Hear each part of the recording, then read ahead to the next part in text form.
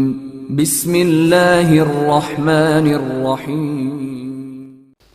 مانگنے والے کو نرمی سے جواب دینا۔ قرآن میں اللہ تعالیٰ فرماتا ہے مانگنے والے کو نرمی سے جواب دینا اور اس کو معاف کر دینا اس صدقے اور خیرات سے بہتر ہے جس کے بعد تکلیف پہنچائی جائے۔ یاد رہے اللہ تعالیٰ بڑا بے نیاز اور غیرت مند ہے۔ ہمیشہ سچ بولو کیونکہ سچ نیکی کا راستہ بتاتا ہے۔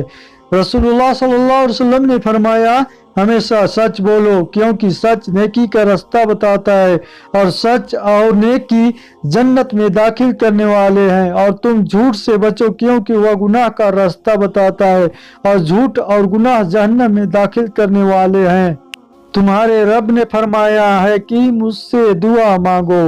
قرآن میں اللہ تعالیٰ فرماتا ہے تمہارے رب نے فرمایا ہے کہ مجھ سے دعا مانگو میں تمہاری دعا قبول کروں گا۔ بلا شبہ جو لوگ میری عبادت کرنے سے اعتراض کرتے ہیں وہ عنقریب ذلیل ہو کر جہنم میں داخل ہوں گے۔ مہمان کی دعوت اور مہمان نوازی 3 دن ہے۔ رسول اللہ صلی اللہ علیہ وسلم نے فرمایا جو آدمی اللہ اور یوم آخرت پر ایمان رکھتا ہو اس سے اپنے مہمان کا اکرام کرنا چاہیے۔ ایک دن اور رات کی خدمت اس کا جائز حق ہے اور اس کی دعوت اور مہمان نوازی 3 دن ہے۔ اس کے بعد کی میزبانی اس کے لیے صدقہ ہے اور مہمان کے لیے زیادہ دن ٹھہر کر میزبان کو تنگی میں مطالبہ کرنا جائز نہیں۔ عقل مند لوگ قرآن سے نصیحت حاصل کرے۔ قرآن میں اللہ تعالیٰ فرماتا ہے یہ قرآن ایک بابرکت کتاب ہے جس کو ہم نے آپ پر اس لیے نازل کیا ہے کہ لوگ اس کی آیتوں میں غور اور فکر کرے اور عقل مند لوگ اس سے نصیحت حاصل کرے۔ اللہ تعالیٰ عدل و انصاف کا حکم دیتا ہے۔ قرآن میں اللہ تعالیٰ فرماتا ہے اللہ تعالیٰ عدل و انصاف اور اچھا سلوک کرنے کا اور رشتہ داروں کو مالی مدد کرنے کا حکم دیتا ہے اور بے حیائی ناپسند کاموں اور ظلم و زیادتی سے منع کرتا ہے۔ وہ تمہیں ایسی باتوں کی نصیحت کرتا ہے تاکہ تم یاد رکھو اپنی اولاد کو قتل نہ کرو۔ قرآن میں اللہ تعالیٰ فرماتا ہے تم فکر اور فقہ کی وجہ سے اپنی اولاد کو قتل نہ کرو، ہم ان کو بھی روزی دیتے ہیں اور تم کو بھی۔ وصیت کے لیے 2 انصاف پسند لوگ گواہ ہو۔ قرآن میں اللہ تعالیٰ فرماتا ہے اے ایمان والو جب تم میں سے کسی کو موت آنے لگے وصیت کے وقت شہادت کے لیے تم مسلمانوں میں سے 2 انصاف پسند آدمی گواہ ہونے چاہیے یا پھر تمہارے علاوہ دوسری قوم کے لوگ گواہ ہونی چاہیے جیسے تم سفر میں گئے ہو پھر تمہیں موت کا حادثہ آ جائے۔ اللہ تعالیٰ تمہاری مغفرت فرما دے گا۔ رسول اللہ صلی اللہ علیہ وسلم نے فرمایا اللہ تعالیٰ کی تعظیم کرو اور اس کے سامنے سر جھکاؤ، اللہ تعالیٰ تمہاری مغفرت فرما دے گا۔ اللہ سے محبت۔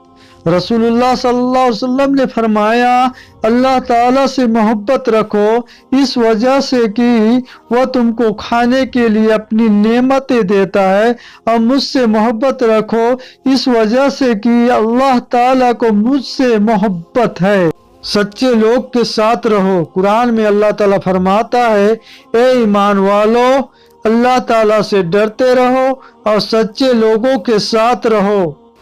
مسلمانوں کے دل اللہ کی یاد اور اس کے سچے دین کے سامنے جھک جائے۔ قرآن میں اللہ تعالیٰ فرماتا ہے کیا ایمان والوں کے لیے ابھی تک ایسا وقت نہیں آیا کہ ان کے دل اللہ کی نصیحت اور جو دین حق نازل ہوا ہے اس کے سامنے جھک جائے اور وہ ان لوگوں کی طرح نہ ہو جائے جن کو ان سے پہلے کتاب دی گئی تھی، یعنی وہ وقت آ چکا ہے کہ مسلمانوں کے دل قرآن اور اللہ کی یاد اور اس کے سچے دین کے سامنے جھک جائے۔ ہمیشہ سچی گواہی دینا۔ قرآن میں اللہ تعالیٰ فرماتا ہے اے ایمان والو انصاف پر قائم رہتے ہوئے اللہ کے لیے گواہی دو چاہے وہ تمہاری ذات، والدین اور رشتہ داروں کے خلاف ہی کیوں نہ ہو۔ फायदा सच्ची गवाही देना और झूठी गवाही देने से बचना जरूरी है। शख्स किसी माँ को उसके बच्चे से जुदा करेगा। अनस रजी अल्लाह अन्हो से रिवायत है कि रसूलुल्लाह सल्लल्लाहु अलैहि वसल्लम ने फरमाया, जो शख्स किसी माँ को उसके बच्चे से जुदा करेगा, अल्लाह ताला क़यामत के दिन उसको उसके महबूब लोगों से जुदा कर देगा। इंसान को उसके माँ बाप के बारे में ताकीद। अल्लाह ताला कुरान में फरमाता है, हमने इंसान को उसके माँ बाप के बारे में ताकीद की है कि माँ बाप के साथ अच्छा बर्ताव करे, क्योंकि उसकी माँ ने तकलीफ पर तकलीफ उठाकर उसको पेट में रखता और 2 साल में उसको दूध छुड़वाया है। ए इंसान, तू मेरा और अपने माँ बाप का हक मान, इसलिए कि तुम सबको मेरी ही तरफ